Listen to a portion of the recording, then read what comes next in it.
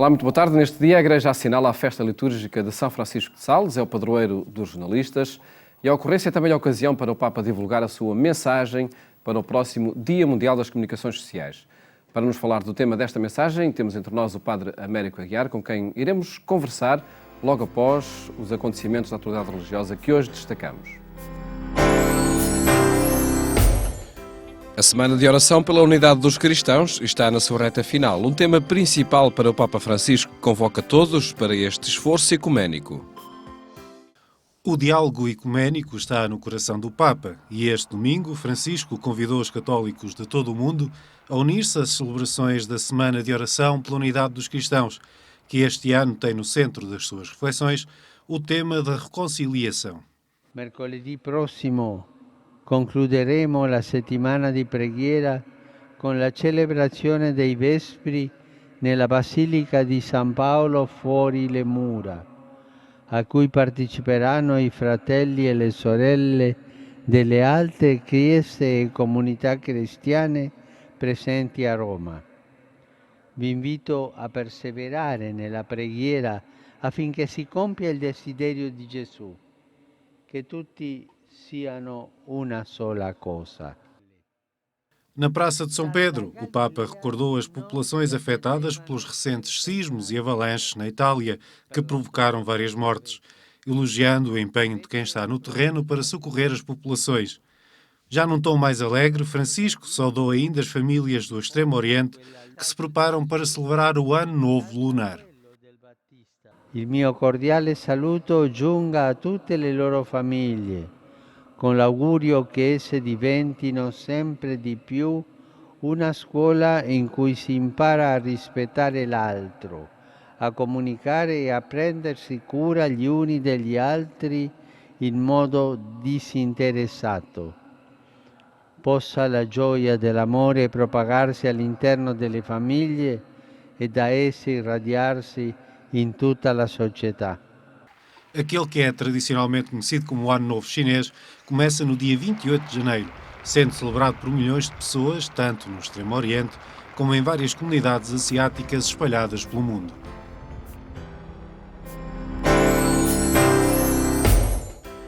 A Caritas Portuguesa lançou uma campanha de inverno a favor dos refugiados nos campos da Grécia e comunidades do leste da Europa.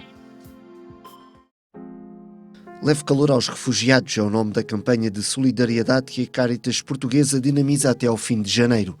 A campanha Relâmpago quer ajudar os refugiados em países como a Grécia e a Sérvia que estão a enfrentar os rigores do inverno. Precisamos de 30 mil euros para responder já ao grave problema que está a acontecer devido às condições adversas do tempo. O que está em cima da mesa é a urgência. E por isso nós temos uma campanha só até o fim deste mês. Porque fora disso depois já não vale a pena. Depois do frio ter ido embora já não vale a pena. Vamos salvar vidas. Como diz a campanha, leve o calor aos refugiados. Frio, chuva e neve é a realidade na Grécia e no leste da Europa. Os termómetros chegam muitas vezes aos 20 graus negativos e não há abrigos suficientes. Nestas realidades ninguém pode fugir. E os abrigos que têm são tendas improvisadas, de sacos que se cosem uns aos outros, da Unicef que deixou lá o arroz e deixou lá o pó para fazer o leite, etc.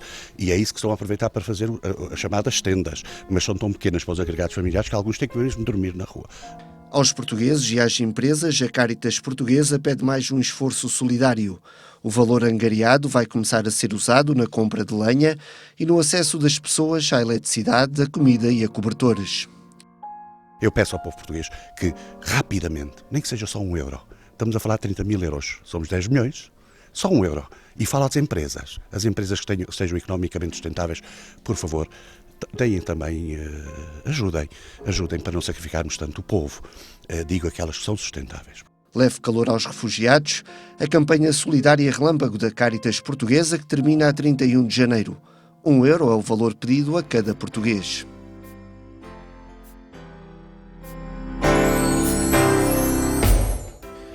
Igreja e comunicação no ambiente digital foi um dos temas para as jornadas de formação das dioceses do sul de Portugal.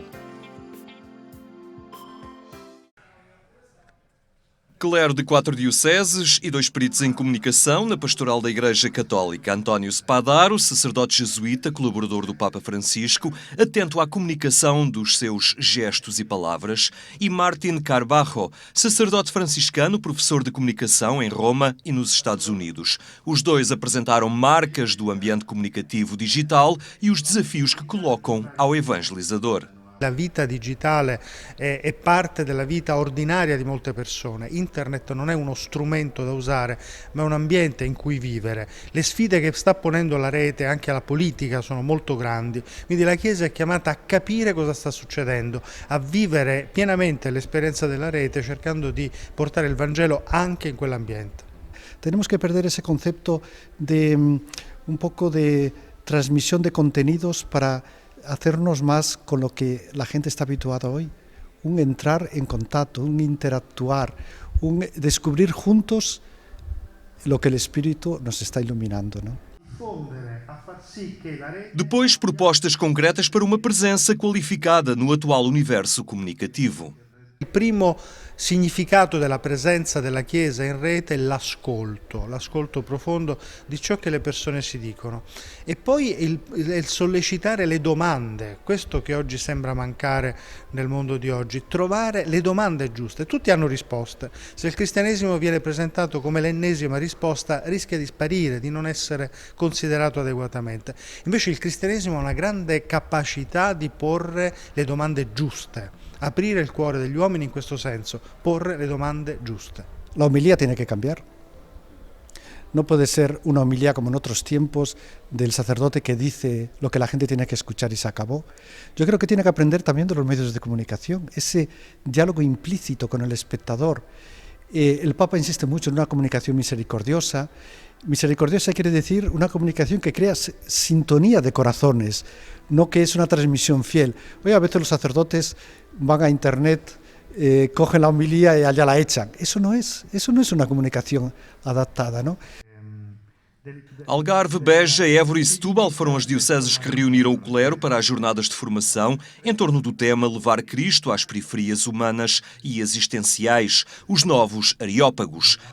Ao saber de especialistas, juntaram desafios apresentados por Guilherme de Oliveira Martins, Rui Vieira Neri, Rui Marques e Fernando Santos, entre outros.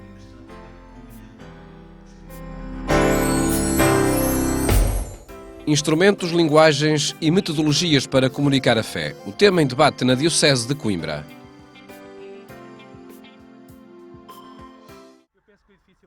Partilhar a experiência crente numa sociedade em mudança, marcada por novas linguagens, novos códigos de comunicação. O desafio motivou 3 dias de formação na Diocese de Coimbra para procurar novas atitudes diante do desenvolvimento das tecnologias e da maior potenciação da internet. O objetivo é sempre comunicar a fé.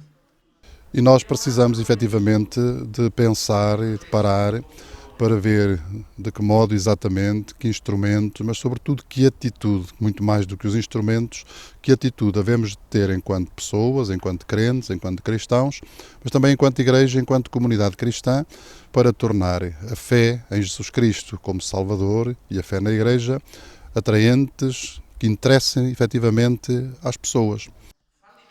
A comunicação da fé, instrumentos, linguagens e metodologias. Foi o tema em destaque nas jornadas deste ano de formação permanente na Diocese de Coimbra, que decorreram no Seminário Maior. De Roma, da Universidade Pontifícia Salesiana, chegaram contributos que ajudam a descobrir novas pistas para comunicar a fé hoje. La Chiesa non può scappare di fronte ai problemi delle persone di oggi. Le deve interpretare profondamente con uno stile di vicinanza, prossimità.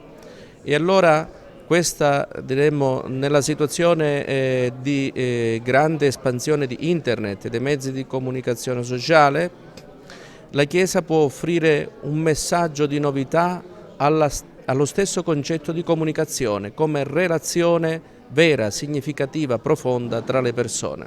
E nós temos procurado trazer à Diocese sempre especialistas nas diferentes áreas, nas diferentes matérias, porque precisamos de quem nos ajude à luz do Espírito de Deus e dando continuidade ao trabalho que fazemos na Diocese, a ver caminhos novos, caminhos adequados para o tempo em que vivemos.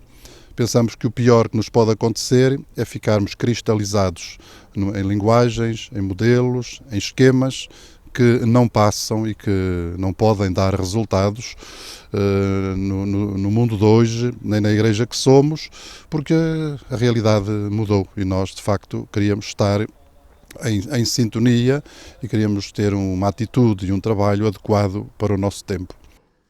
O envolvimento dos leigos nesta iniciativa é uma forma da Diocese sublinhar que todos, não só os sacerdotes ou os bispos, mas todos, são chamados a estar envolvidos na comunicação da fé. Por outro lado, o tempo de formação pretende ajudar a combater um certo afastamento das pessoas da fé. Um desafio que deve levar a própria Igreja a interrogar-se sobre o que está a fazer de menos bem. E é muito fácil encontrarmos somente causas situadas fora do mundo eclesial. E nós devemos ter a coragem, como estamos a procurar fazer, de olhar para o interior da própria Igreja, para o modo como vivemos a fé, como a exprimimos, como celebramos, como fazemos a catequese, aquilo que chamamos a ação pastoral, e ver se efetivamente estão a ser as formas e os meios e as atitudes adequadas para realizar este objetivo, que é o mandato de Jesus, ide pelo mundo, anunciai a boa nova a todos os povos. Interrogações que desafiam a Igreja a estar no meio da sociedade e envolvida nos problemas das pessoas, na história de cada uma. A comunicação deve acontecer com essa metodologia, também na era digital, mobilizando não só os sacerdotes, o clero, mas os leigos, porque comunicar Cristo é uma missão de todos os cristãos. E entre todos, foram cerca de 180 os que participaram na formação sobre a comunicação da fé, instrumentos, linguagens e metodologias.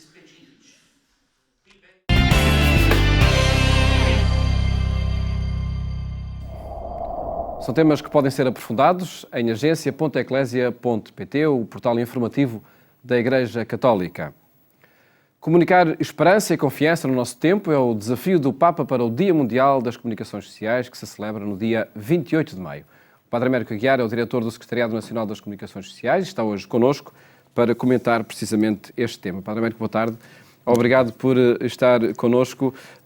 Quando este programa for emitido, o texto já será conhecido. Por enquanto ainda não sabemos o tema. Comunicar a esperança e a confiança no nosso tempo. O que é que quererá o Papa ao propor este tema? Assim não podia ser mais oportuno. Nós estamos a iniciar um ano cheio de dúvidas internacionais, da política à economia, da economia à paz ou à guerra, o início do novo mandato do Secretário-Geral das Nações Unidas, o início do mandato presidencial do Sr. Trump. Há muitas dúvidas no ar, há muitos medos no ar. Nós estamos a viver estes dias de muito frio e quando pensamos no frio, mais sensíveis também somos àqueles que não têm, como o Papa diz, não têm teto, não têm trabalho, não têm terra, ou seja, não têm comodidades que lhes possam permitir defender-se destas intempéries.